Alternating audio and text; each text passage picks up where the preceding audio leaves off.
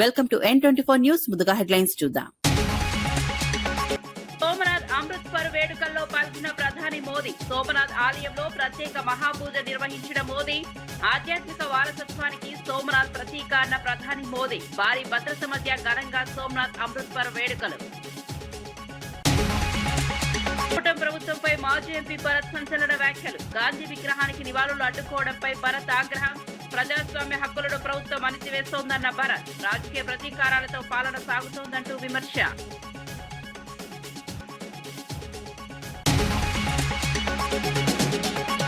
బండి సంజయ్ కుమారుడి కేసుపై మంత్రి పొన్నం స్పందన. నిక్షేపపాత దర్యాప్తు జరుగుతోందంటూ పొన్నం స్పష్టం. దోషులు ఎంతటి వారైనా తప్పించుకోలేరన్న మంత్రి పొన్నం. బాధిత కుటుంబానికి ప్రభుత్వం అండగా ఉంటుందన్న పొన్నం.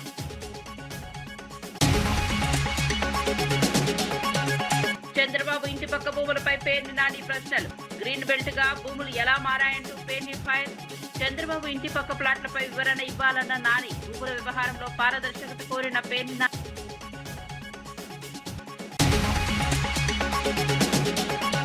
తెలంగాణలో బీజేపీకి అవకాశమే లేదంటూ మహేష్ ఫైర్. మోదీ దేశానికి కాదు బీజేపీకే ప్రధానిగా మారాడన్న మహేష్. తెలంగాణలో కాంగ్రెస్ పైనే ప్రజలకు నమ్మకం ఉందన్న మహేష్ గౌడ్.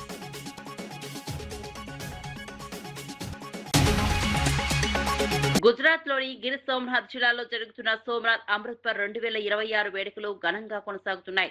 ప్రధాని నరేంద్ర మోదీ సోమనాథ్ ఆలయాన్ని సందర్శించి ప్రత్యేక మహాపూజ నిర్వహించారు. అనంతరం ఆలయ శిఖరంపై ప్రత్యేక కుంభాభిషేకం, ధ్వజారోహణ కార్యక్రమాల్లో పాల్గొన్నారు. దేశవ్యాప్తంగా వచ్చిన భక్తులు, సాధువులు, బీజేపీ నేతలు ఈ వేడుకలకు హాజరయ్యారు. ఆలయ అభివృద్ధి, ఆధ్యాత్మిక పర్యాటకానికి కేంద్ర ప్రభుత్వం ప్రాధాన్యత ఇస్తోందని ప్రధాని పేర్కొన్నారు. సోమనాథ్ ఆలయం భారత ఆధ్యాత్మిక వారసత్వానికి ప్రతీక అని మోదీ అన్నారు.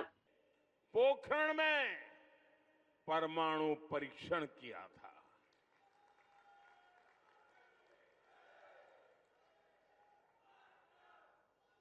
देश ने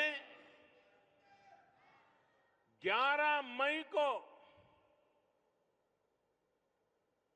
पहले 3 परमाणु परीक्षण किए। हमारे वैज्ञानिकों ने भारत के सामर्थ्य को, भारत की क्षमता को वैज्ञानिकों ने दुनिया के सामने रखा। दुनिया में तूफान आ गया। भारत, उसकी ये हैसियत, ये कौन होता है भारत जो परमाणु परीक्षण करे? और दुनिया की आंखें लाल हो गई। दुनिया भर की शक्तियां भारत को दबोचने के लिए मैदान में उतरी। अनेक प्रकार के बंधन लग गए। आर्थिक संकट की संभावनाओं के रास्ते सारे के सारे बंद कर दिए गए। कोई भी हिल जाता। जब दुनिया भर की बड़ी बड़ी शक्तियां इतना बड़ा आक्रमण कर दें तो आगे के रास्ते दिखते नहीं है। लेकिन हम कोई और मिट्टी के बने हुए हैं।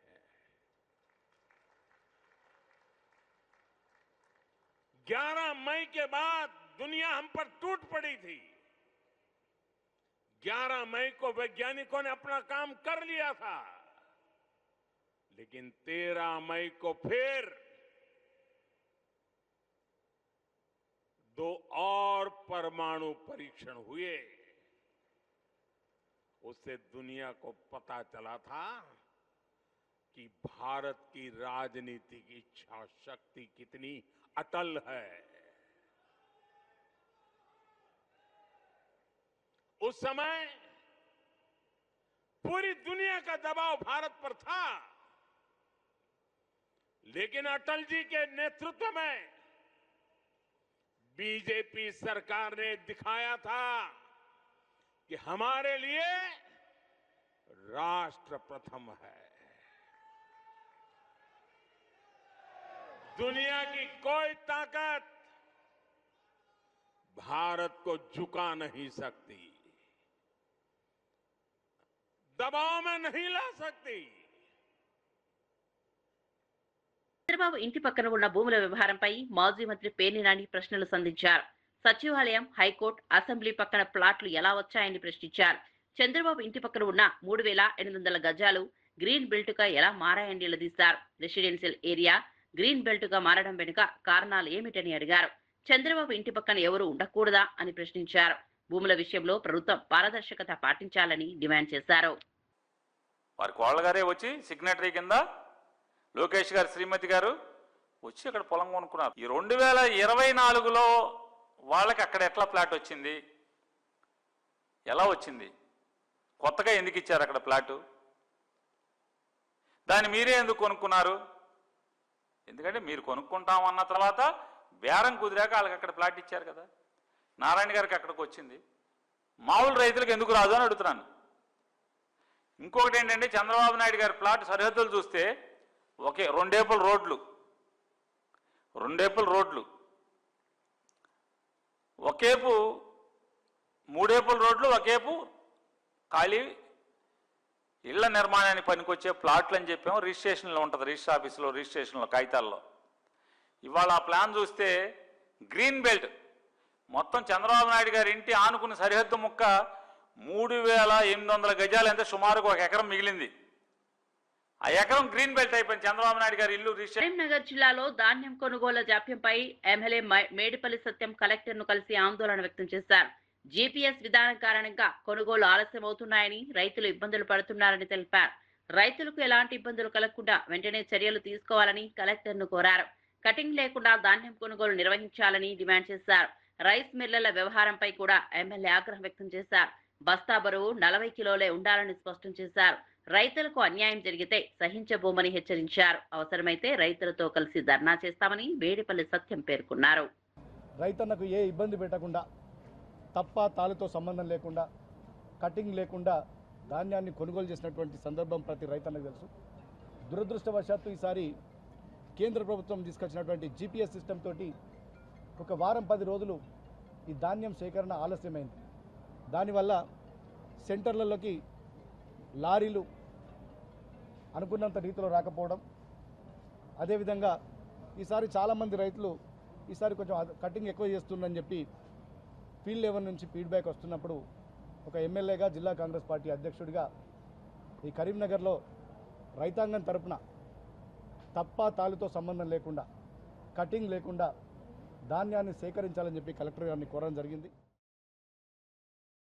బండి సంజయ్ కుమారుడు భగీరథ్ పై నమోదైన పోక్సో కేసుపై బీజేపీ రాష్ట్ర అధ్యక్షుడు రామచంద్రరావు స్పందించారు. భగీరథ్ చేసిన పనికి బండి సంజయ్ కు సంబంధం లేదని తెలిపారు. బండి సంజయ్ పార్టీ ఎంపీ, కేంద్ర మంత్రి అయినప్పటికీ ఈ వ్యవహారానికి పార్టీకి ఎలాంటి సంబంధం లేదని స్పష్టం చేశారు. చట్టం తన పని తాను చేసుకుంటుందని పేర్కొన్నారు. రాజకీయ ప్రయోజనాల కోసం బీజేపీపై ఆరోపణలు చేయడం సరికాదన్నారు. కేసు విచారణను రాజకీయ రంగు పొలవనివ్వకుండా న్యాయపరంగా కొనసాగించాలన్నారు. కంప్లైంట్ కూడా రాలే. చనిపోయిన వాళ్ళు, భారతదేశ గుర్తింపు కార్డు లేని వాళ్ళు, ట్రాన్స్ఫర్ అయిన వాళ్ళు, దొంగ ఓట్లు, డూప్లికేట్ ఓట్లు మాత్రమే తొలగించబడ్డాయి. అది తెలంగాణలో కూడా ఆ పరిస్థితి మేము తీసుకువస్తున్నాము. ఇది భారతీయ జనతా పార్టీ తీసుకువచ్చింది కాదు. ఇది ఎలక్షన్ కమిషన్ ఆఫ్ ఇండియా పీరియాడికల్గా చేసేటటువంటి రివిజన్. ఈ ఎస్ఐఆర్ ఏతుందో అది బీజేపీ ప్రోగ్రాం కాదు. 11 సార్లు ఈ దేశంలో ఇండిపెండెన్స్ వచ్చిన తర్వాత ఎస్ఐఆర్ జరిగింది. లాస్ట్ ఎస్ఐఆర్ 2002 నుంచి 2005 వరకు జరిగినాయి. ఈ 20 సంవత్సరాల ఓటర్ లిస్టులో ఎన్ని మార్పులు ఉంటాయో మనకు తెలుసు. కాబట్టి దాన్ని ప్రక్షాళన చేయటమే cleaning of the voters list కాదు మాత్రమే. మొన్నటి వరకు రోహింగ్యాల ఒక ఓట్ల మీద, దొంగ ఓట్ల మీద, చనిపోయిన వాళ్ళ దొంగ ఓట్ల మీద, ఇవన్నీ వీటి మీద ఆధారపడిన టీఎంసీ కానీ, అంతకుముందు కమ్యూనిస్ట్ పార్టీ కానీ వాళ్ళ అధికారంలో ఉన్నారు. ఇప్పుడు అసలైన ఓటర్ల ఒక గెలుపు ఇది బీజేపీ రావటం. ఎస్ఐఆర్తోని దొంగ ఓట్లు పోతాయి కానీ అసలైన ఓటు ఎక్కడ పోవు. సుప్రీంకోర్టు కూడా దాన్ని చెప్పడం జరిగింది. ఏ ఒక్క ఓటర్ కూడా నా ఓటు తీసేశారని ముందుకు వాళ్ళు రాలేదు. ముందుకు వస్తే దాని మీద తప్పకుండా చర్య ఉంటుంది.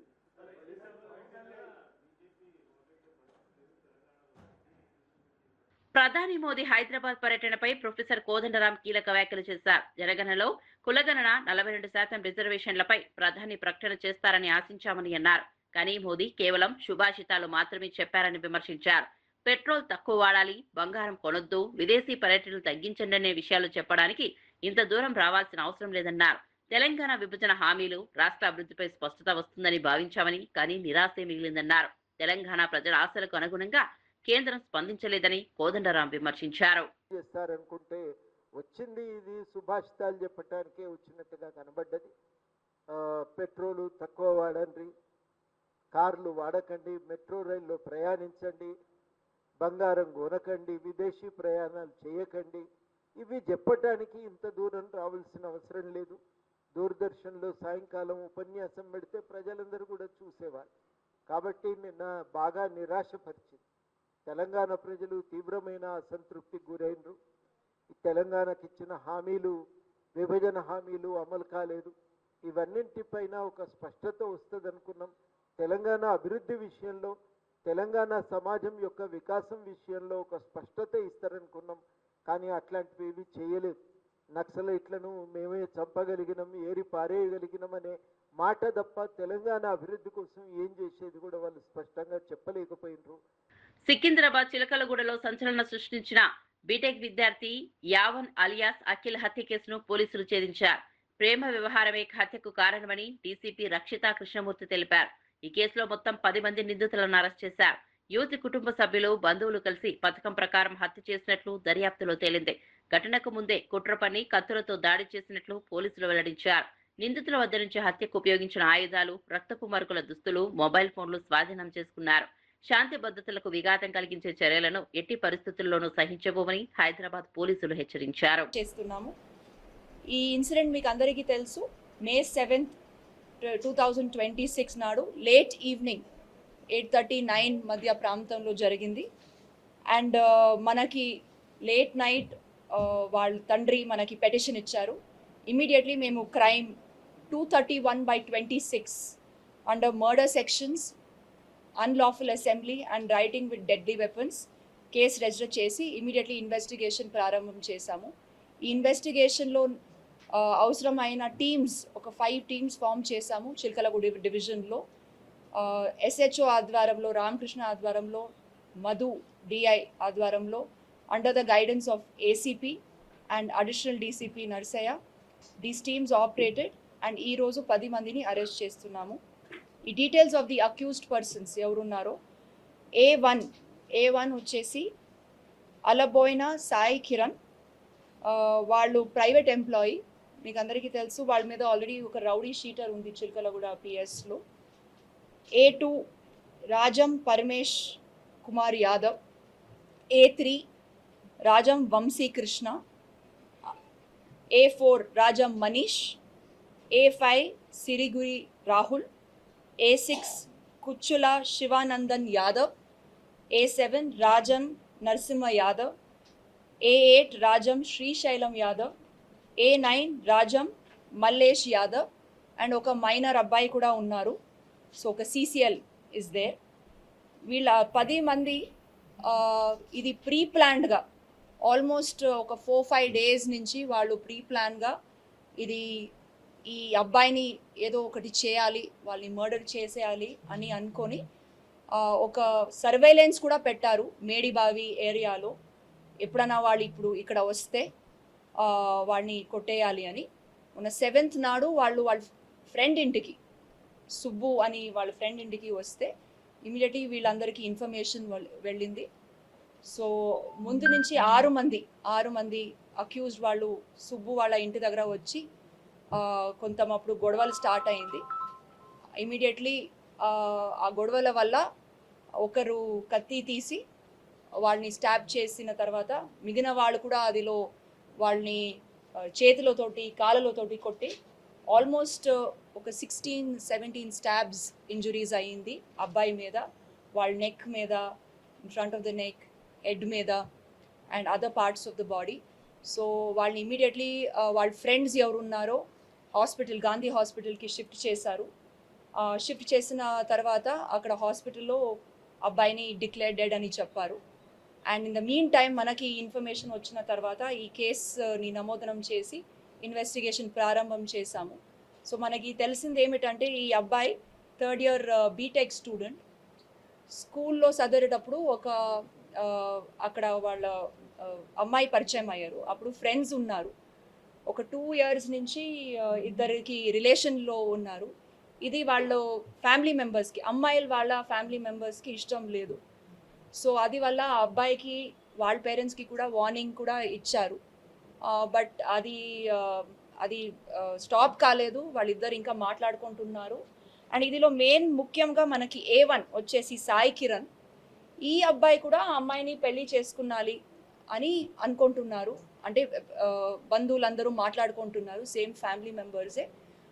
హీ ఈజ్ ద అమ్మాయి వాళ్ళ పిన్ని కొడుకు. సో ఇట్లాగే పెళ్లి చేసుకున్నాలి అనుకున్నారు. బట్ ఇది తెలిసిన తర్వాత వాళ్ళకి కూడా చాలా కోపం వచ్చి ఇదేమో ఒకటి చేయాలని వార్నింగ్ కూడా ఇచ్చారు. అది బట్ స్టిల్ ఇదేం చేంజ్ కాలేదు. సో ఒక 4 days బ్యాక్ ఇది వాళ్ళు ప్లాన్ చేసుకొని సర్వేలెన్స్ పెట్టి ఇది చేశారు.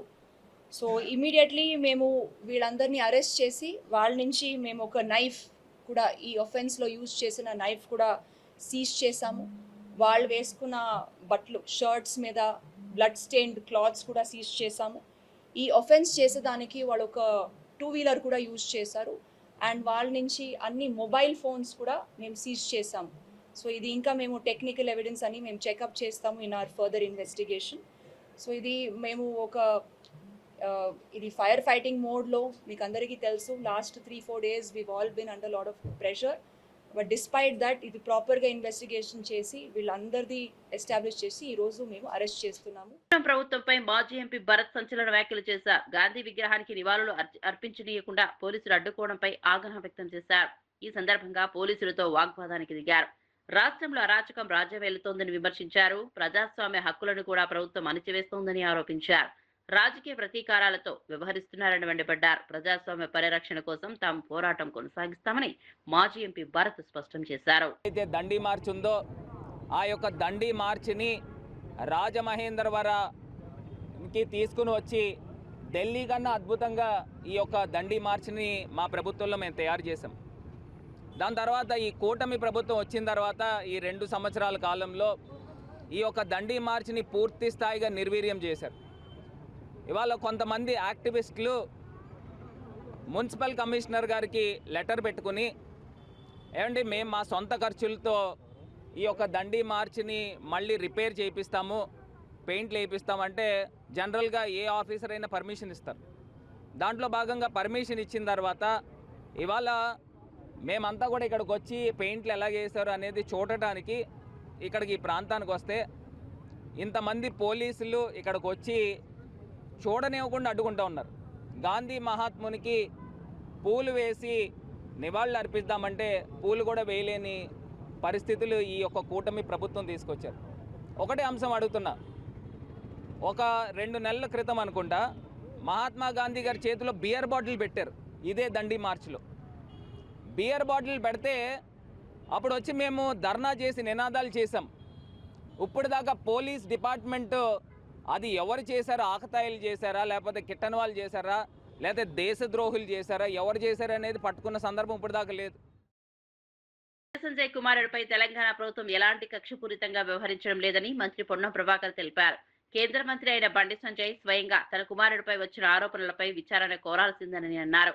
సానుభూతి కోసం కుట్ర ఆరోపణలు చేయడం మానుకోవాలని సూచించారు. మైనర్ బాలికకు న్యాయం చేయాల్సిన బాధ్యత ప్రభుత్వంపై ఉందన్నారు. ముఖ్యమంత్రి ఆదేశాలతో మహిళా డీసీపీ ఆధ్వర్యంలో నిక్షిప్తపాత దర్యాప్తు జరుగుతోందని తెలిపారు. దోషులు ఎంతటి వారైనా చట్టం ముందు తప్పించుకోలేరని హెచ్చరించారు. బాధిత కుటుంబానికి తెలంగాణ ప్రభుత్వం అండగా ఉంటుందని మంత్రి పొన్నం స్పష్టం చేశారు.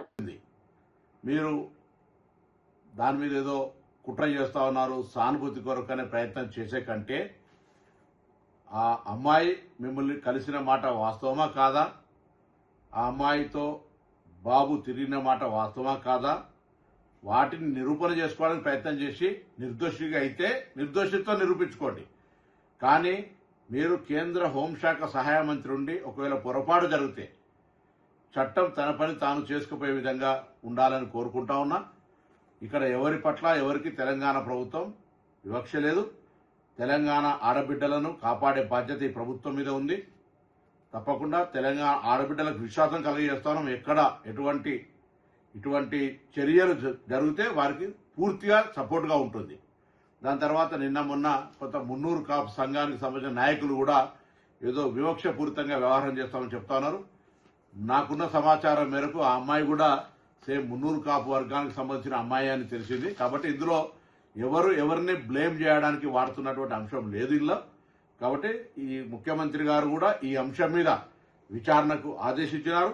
నిన్న ప్రధానమంత్రి గారి ప్రోగ్రాం ఉండడం వల్ల అందరూ కూడా అదే ఏరియాలో ఉండడం వల్ల కొంత ఒక రోజు ఆలస్యమై ఉండొచ్చు. కానీ కన్సర్న్డ్ డీసీపీ లేడీ ఆఫీసర్ తోటి విచారణ కొనసాగుతోంది. దోషి ఎవరు కూడా తప్పించుకొని పోలేరు, ఎంతటి పెద్దవాళ్ళైనా అనేటువంటిది ప్రభుత్వం అంతే కఠినంగా అంతే సీరియస్గా వ్యవహారం చేస్తుందని గౌరవ ముఖ్యమంత్రి గారే స్వయంగా మరి డీజీపీ గారిని ఆదేశించినారు. తప్పకుండా ఆ కుటుంబానికి కూడా తెలంగాణ ప్రభుత్వం తెలియజేస్తున్నాం. ఎటువంటి ఆందోళన విచారణలో ఏదైనా నాయకత్వ ఒత్తిడి జరిగి మార్పు జరుగుతుందని మీరు అపోహపడే అవసరం లేదు. తప్పకుండా ఇది ప్రజాస్వామ్యం. మీకు జరిగినటువంటి అన్యాయంగా మీరు అది ఒకవేళ తప్పకుండా అటువంటి సంఘటనలు జరిగి ఉండుంటే దోషి మీద ఎటువంటి శిక్షకు వెనకాడిగే ప్రశ్న లేనేలేదు. కాబట్టి నేను ఈ సందర్భంలో మరొకసారి మా పార్లమెంటు సభ్యుడిగా మరి కష్టపడి రాజకీయాల్లోకి వచ్చినారు, బ్యాక్వర్డ్ క్లాస్ అంటా ఉన్నారు. దానికి ఎక్కడ కూడా అవన్నీ కూడా ఈ సంబంధించిన ఇష్యూకు సంబంధం లేదు. కాబట్టి మీ పట్ల డెఫినెట్లీ అయితే మా పార్లమెంటు మెంబర్గా మీకు రెస్పెక్ట్ అనేటువంటిది రెస్పెక్టే. కానీ ఇటువంటి సంఘటనల పట్ల మనం వ్యక్తిత్వానికే మచ్చగలిగేటప్పుడు మనమే ఒక అడుగు ముందుకేసి అటువంటి దానికి విచారణకు సహకరించి మనం చేయాల్సి వస్తుంది. లేకపోతే అధికారాన్ని వినియోగించుకొని మనం విచారణకు అడ్డంగా పోయేటువంటి పరిస్థితుల వల్ల మనం దానికి వ్యవహరిస్తున్నట్టు వస్తే ప్రజాస్వామ్యం గౌరవించదు అనే మాటలు దయచేసి బండి సంజయ్ గమనించాలని కోరుతా ఉన్నా. నేను అదేవిధంగా పోలీస్ అధికారులను గౌరవ ముఖ్యమంత్రి గారి ఆదేశాల మేరకు మరొకసారి సీరియస్ గా ఆదేశిస్తాను. వెంటనే ఎటువంటి వివక్ష లేకుండా పూర్తి స్థాయి విచారణ జరిగి దోషులు ఎవరైనా సరే కఠినంగా శిక్షించే విధంగా ఉండాలని సందర్భంగా కోరుతా ఉన్నాను. బండి సంజయ్ కుమారుడు బండి భగీరథ్ పై నమోదైన ఫోక్సో కేసు వ్యవహారంలో బీఆర్ఎస్ నాయకులు తెలంగాణ మహిళా కమిషన్ ను కలిసి ఫిర్యాదు చేశారు.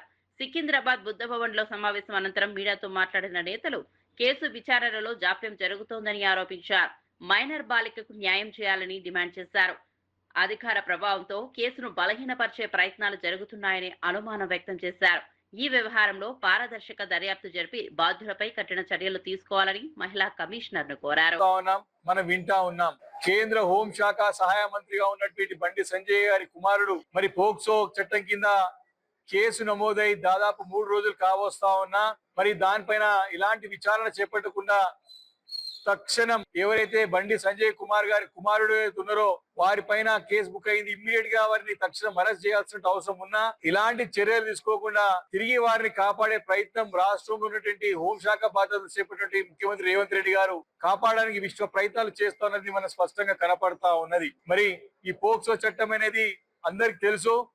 ఎవరైతే 18 సంవత్సరాలు నిండని అమాయక బాలికల పైన అత్యాచారం చేసే ప్రయత్నం చేసినా వారి పోక్సో చట్టం కింద మనమే కేసు బుక్ చేసి ఇమీడియట్ గా వారిని అరెస్ట్ చేసి దానిపైన విచారణ జరిపించాల్సిన అవసరం ఉంటది. కానీ 3 రోజులు కావస్తా ఉన్నా మరి ఇలాంటి చర్యలే కాదు మరి వారిని కాపాడే ప్రయత్నం జరుగుతూ ఉంది. 3 సార్లు అయినా మా యొక్క పార్టీ కరీంనగర్ లో 3 సార్లు శాసనసభ్యుడు మా యొక్క గంగుల కమలాకర్ గారి చేతిలో చిత్తుగా ఓడిపోయినాడు. కేవలం ఈ బండి సంజయ్ గెలిచిన ఎంపీ అంటే రామ మందిరం దేవుని పేరు చెప్పినటువంటి దౌర్భాగ్యుడు బండి సంజయ్. సొంత బలం లేరు. ఎలక్షన్స్ ముందేమో చిప్ప చేత పెట్టుకుని నాకు ఏమి లేదని చెప్పి అమాయకుని అన్ని తాకట్టు పెట్టుకున్నా అని చెప్పేసి ప్రజలకి దండం పెట్టుకుని గెలిచిన తర్వాత 100 కోట్లు ఏడికెళ్ళి వచ్చే బండి సంజయ్ గారిని అడుగుతా ఉన్నాం. సమానం చెప్పాలి. మొన్న జరిగిన కరీంనగర్ ఎన్నికల్లో కోట్ల రూపాయలు ఎట్ట ఖర్చు పెట్టాం అడుగుతున్నాం ఈ రోజు మేము. కాబట్టి చాలా క్లియర్ గా నీ యొక్క రాజకీయ చరిత్ర అందరికి తెలుసు. 2018కి ముందు ఏముంటే నువ్వు ఈ రోజు ఏమున్నావు నువ్వు. బ్లాక్ మెయిల్ రాజకీయాలకి రేవంత్ రెడ్డితో చీకటి ఒప్పందాలు చేసుకుని చీకటి వ్యాపారాలు చేసుకుంటా హైదరాబాద్ పర్యటనలో ప్రధాని మోదీ చేసిన వ్యాఖ్యలను ఎంపీ చామల కిరణ్ కుమార్ రెడ్డి తీవ్రంగా తప్పుపట్టారు.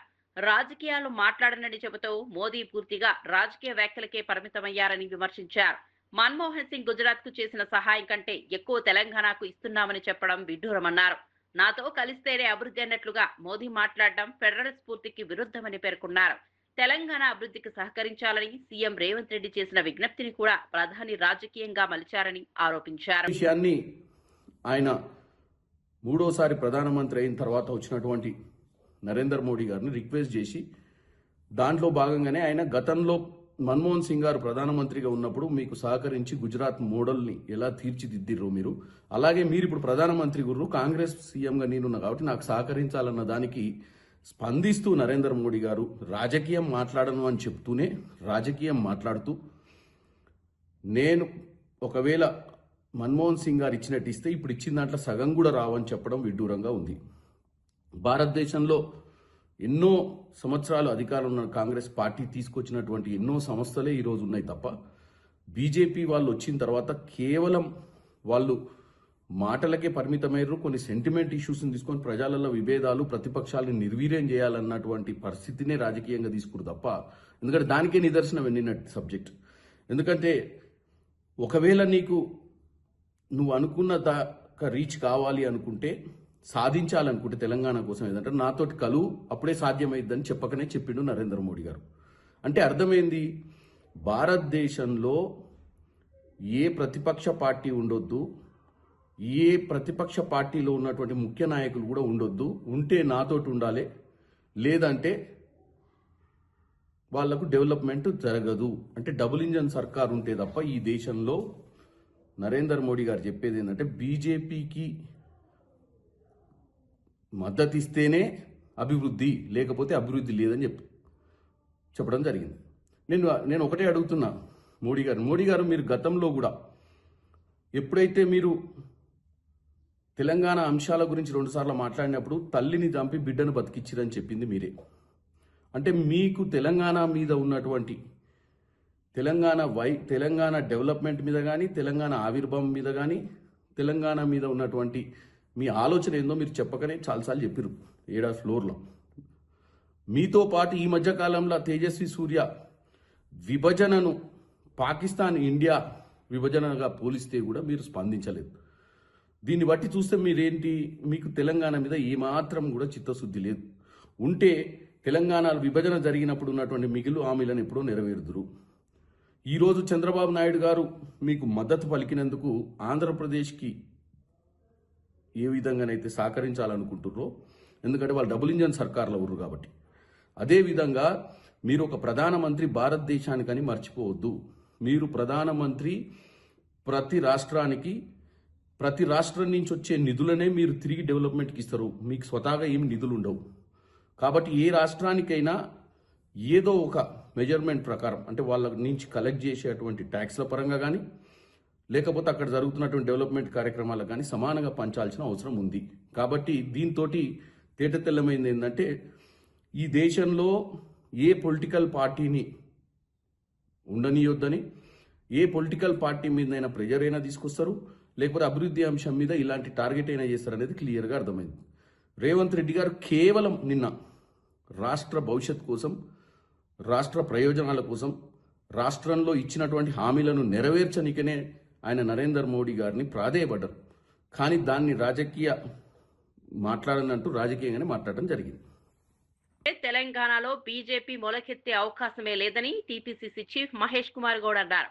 ప్రధాని మోదీ రాష్ట్ర పర్యటనపై స్పందించిన ఆయన, మోదీ దేశానికి ప్రధానిగా కాకుండా బీజేపీకి ప్రధానిగా వ్యవహరిస్తున్నారని విమర్శించారు. అన్ని రాష్ట్రాలకు సమాన నిధులు కేటాయించి ఆదుకోవాల్సిన బాధ్యత ప్రధానికి ఉందన్నారు. కానీ రాజకీయాలకే ఎక్కువ ప్రాధాన్యత ఇస్తున్నారని మండిపడ్డారు. తెలంగాణ ప్రజలు ఈ విధానాన్ని అంగీకరించారని స్పష్టం చేశారు. ప్రధాని ఎన్నిసార్లు తెలంగాణకు వచ్చినా బీజేపీ బలపడే పరిస్థితి లేదన్నారు. పశ్చిమ బెంగాల్లో సెక్యులర్ ఓట్లు తొలగించడం ద్వారా బీజేపీ అధికారంలోకి వచ్చిందని ఆరోపించారు. తెలంగాణలో మాత్రం కాంగ్రెస్ ప్రభుత్వంపైనే ప్రజలకు నమ్మకం ఉందని మహేష్ కుమార్ గౌడ్ పేర్కొన్నారు. ఈ రాష్ట్రం కొత్తగా అవతరించిన రాష్ట్రం, 12 సంవత్సరాల రాష్ట్రం, చిన్న రాష్ట్రం, కొత్త రాష్ట్రం. ఇక్కడ ఇవ్వాల్సినటువంటి నిధులు, విధుల గురించి మాట్లాడాల్సి ఉండాల్సింది.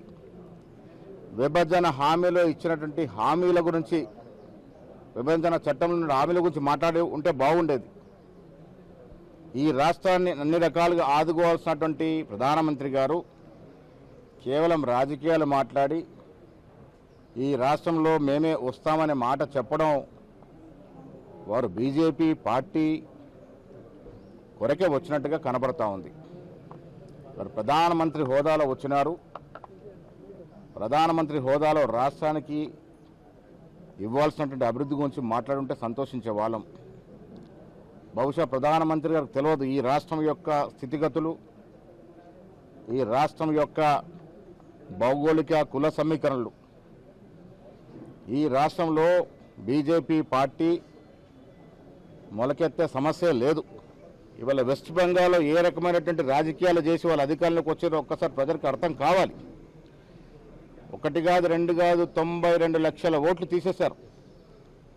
సెక్యులర్ భావాలు కలిగినటువంటి ఓట్లు తీసేసి అక్కడ అధికారంలోకి వచ్చే ప్రయత్నం చేసినారు. ఇక్కడ తెలంగాణ కూడా అలాంటి ప్రయత్నాలు సాగవు. తెలంగాణ ప్రజలు విఘ్నులు. తెలంగాణ ప్రజలు లౌకికవాదం నమ్ముకున్న ప్రజలు కాబట్టి ఇక్కడ అలాంటి పప్పులేం ఉడకవు. ప్రధానమంత్రి గారు ఇంకెన్నిసార్లు వచ్చినా వారు ఒక ప్రధానిగా ఇక్కడ ఇవ్వాల్సిన నిధులు విధులు ఇవ్వాల్సిందే తప్ప రాజకీయంగా వారు ఎన్ని మార్లు పర్యటనలు చేసినా ఇక్కడ బీజేపీ బలపడే అవకాశమే లేదు. మరిన్ని అప్డేట్స్ కోసం చూస్తూనే